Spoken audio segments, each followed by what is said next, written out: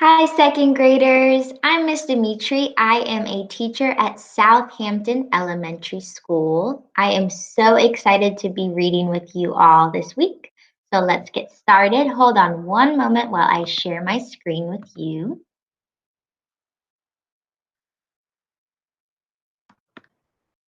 Alrighty. So this week we are going to be identifying the theme in a fictional text. This is week 9. You might be asking yourself, what is a theme? So when I think about theme, when I think about that word, I think about a party theme. So maybe you've been to a party that had a Fortnite theme, or maybe you've been to a party with a rainbow theme, or maybe a SpongeBob theme, where everything at the party had to do with SpongeBob, like the cake, the balloons, the plates, the napkins. So the theme of a party is kind of like the big idea of the party. So fictional stories have themes too. Before we talk about theme, let's talk about that word fictional. So if a story is fictional, that means it is not true. It is not based on real events that happen. The theme is what the author wants the reader to learn from the story. To identify the theme, good readers think, after they read, they think, what does the author want me to learn from the story? Is there a lesson that I can apply to my own life? What is the story's big idea? What message can I take from the story? So here I have some examples of themes. So one example of a theme could be friendship or making friends. Family could be a theme of a fictional story. Hard work, honesty, which means telling the truth. Perseverance, which means never giving up. Kindness, courage, which means bravery. Responsibility, acceptance, which could mean accepting people who are different than you. Being yourself, cooperation, and forgiveness. Have you ever read a story with one of these themes? I'm sure that you have. So sometimes the theme is easy to find, but other times good readers have to use clues and text evidence to make inferences. So I'm sure in your second grade classrooms, you all have had a lot of practice being text detectives and making inferences. Finding the theme. Good readers identify the theme by analyzing important events and the characters in the story. So while we're reading this week, we're going to be looking at the important events and the characters, and we're going to use both of those things to find the theme. So for the important events, we're going to think to ourselves, what is the conflict? What is the main problem in our story or the main challenge that our character is facing? What is the resolution? Which means how does the character solve their problem? When we're analyzing characters, we are thinking about how do the characters feel? What are their character traits? And how do the characters change from the beginning of the story to the end of the story? And here are our learning targets for the week. The words in red are the words we are going to be focusing on today during this lesson. I can describe the characters in a fiction story, their feelings, actions, and traits. I can identify the conflict and resolution in a fiction story. Today, we are focusing on identifying the conflict or the problem. I can identify the theme of the fiction story. We are going to focus on that learning target at the end of the week. So this week we are going to be reading Carla's Sandwich by Debbie Herman. This is a fictional story, but it's actually what we call a realistic fiction story. Because even though this story did not actually happen, it could happen in real life. So we say it is realistic fiction. Before we get going, I pulled out some important vocabulary words for us to discuss. The first word is unique, which means being one of a kind.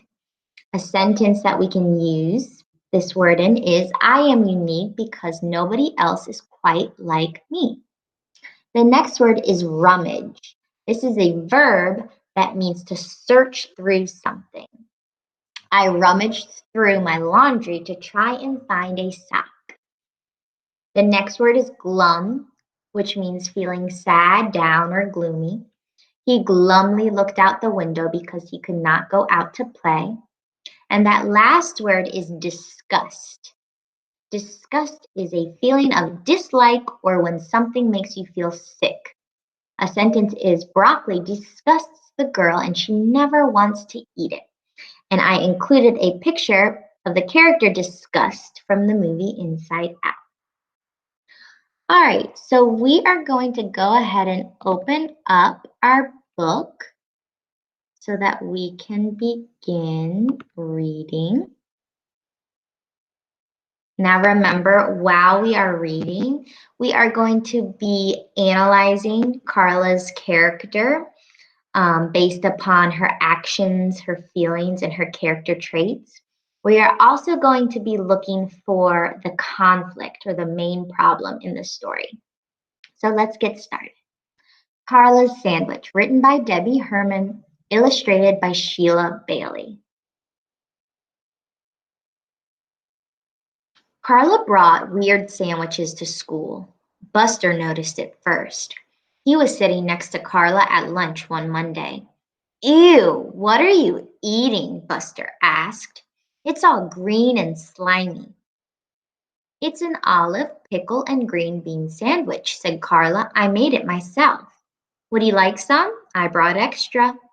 No way, said Buster, pinching his nose. That's gross.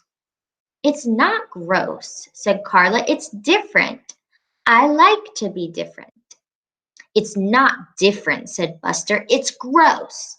And he went to sit next to Leslie instead. On Tuesday, Carla's sandwich was long, with something yellow and white oozing out at the sides. What in the world is that? Asked Leslie.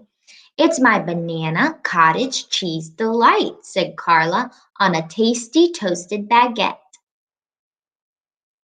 Bananas and cottage cheese? Asked Leslie, sticking out her tongue. That's disgusting. It's not disgusting, said Carla. It's creative. It's disgusting, said Leslie, and she went to sit next to Navy instead. On Wednesday, Carla's sandwich was orange and brown and lumpy. It crunched when she bit into it. Ugh, said who was sitting next to her now. What is that? I call it Carla's Crunch, said Carla. It's peanut butter, crackers, and cheddar cheese in a lovely pita bread. I brought extra. Would you like some?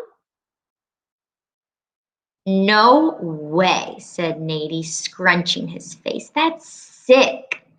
It's not sick, said Carla. It's unique. It's sick, said Nady, and he went to sit next to Marcus instead. On Thursday, Carla brought a chopped liver, potato chip, and cucumber sandwich. On Friday, she brought a sardine and mustard sandwich with sunflower seeds. By Monday, no one wanted to sit next to Carla, so she ate by herself. Okay, so that is all we are going to be reading today. Now what we're going to do is we're going to go back into the story, reread, to try and analyze Carla's character and to find the conflict. Before we begin, if you would like to write along with me, you can get one sheet of paper and I will show you how to fold it. So the first thing you do once you get your paper is you're going to fold it like a hot dog. That's the long ways. After that, you're going to fold it one time down. And then you're going to fold it one more time down. So that when you open it up, you are going to have 8 boxes. Okay, like this. So how I labeled mine, I did number 1, 2, 3, 4, 5. Then I have the conflict, the resolution, and the theme. So I'm gonna leave the paper like this. If you would like to pause the video and label your paper like mine, please do so and press play when you're ready to begin. Okay, so let's go back into the PowerPoint so that we can talk about Carla's character.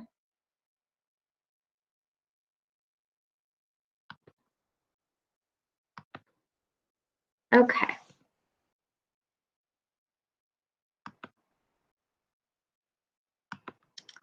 So let's take a look at this page. And I highlighted part of the page that I thought was important. So this is when Buster is making fun of one of Carla's sandwiches. Buster says, "No way," said Buster, pinching his nose. "That's gross." And then Carla says, "It's not gross," said Carla. "It's different. I like to be different." So based upon what she says, I want us to see if we can describe Carla using some character traits. Can you think of 2 character traits we can use to describe her on this page? So let's see. So I wrote that Carla is confident. She's confident because she does not care what others think of her. Confident means you have a really good sense of self. You believe in yourself. And the second character trait I pulled out is unique. I wrote that Carla is unique. And she's unique because she says that she likes to be different. So Carla likes being unlike anyone else. So these are 2 words we can use to describe her on this page. If you would like to follow along with me, you can write Carla is confident and Carla is unique on your paper. All right, let's take a look at this page. I highlighted bananas and cottage cheese. And then later Carla says, "It's not disgusting," said Carla, "it's creative." So Carla likes to make really interesting sandwiches, right? She likes to make combinations that might not be appetizing to everybody. Like, I don't know if I would like to eat Carla's sandwiches, but what's a word we can use to describe Carla based upon her actions and the types of sandwiches that she likes to create? Can you think of a word? Well, the word I chose was creative. I wrote that Carla is creative because she makes really interesting sandwiches. So once again, if you would like to follow along, you can write Carla is creative. So here is the last page that I read. It says, by Monday, no one wanted to sit next to Carla, so she ate by herself. So let's think about that.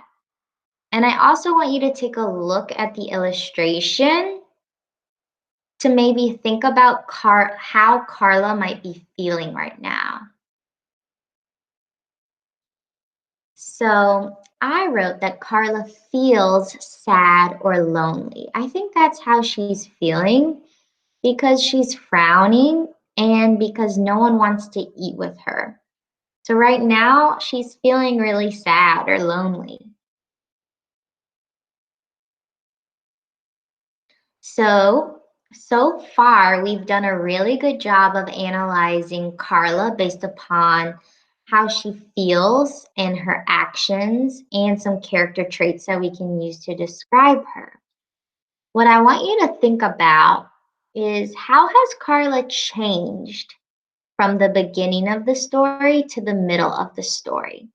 So Carla she started out as a really confident, unique character, but now she's feeling really sad or lonely. So now I'm going to go into your reading response that I would like you to do. There are 3 parts. The first part, task number 1, is to reread the first part of the story. And after you do that, I want you to think, what is the conflict? Remember, conflict means what is Carla's problem? And I want you to record your thinking in at least one complete sentence. You can go ahead and write the conflict right here in your graphic organizer. And after you identify the conflict, that shows where you can write your response. The third task is I want you to make a connection with this story. I want you to write about a time when you felt lonely or sad. Respond using 4 to 5 complete sentences and don't forget to illustrate. So you can start your reading response with, I felt lonely when. So before we end for today, let's take a look at our learning targets to see how we did. I can describe the characters in a fiction story, their feelings, actions, and traits. We did a great job analyzing Carla's character. I can identify the conflict and resolution in a fiction story. You all are focusing on identifying the conflict in your reading response. And next time we meet, we'll see if we can figure out how this story is resolved, what the resolution is, and then ultimately we're going to identify the theme of Carla's sandwich. So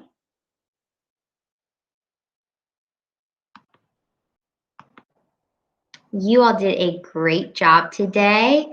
I look forward to talking with you all tomorrow and finishing Carla's sandwich. Have a great day.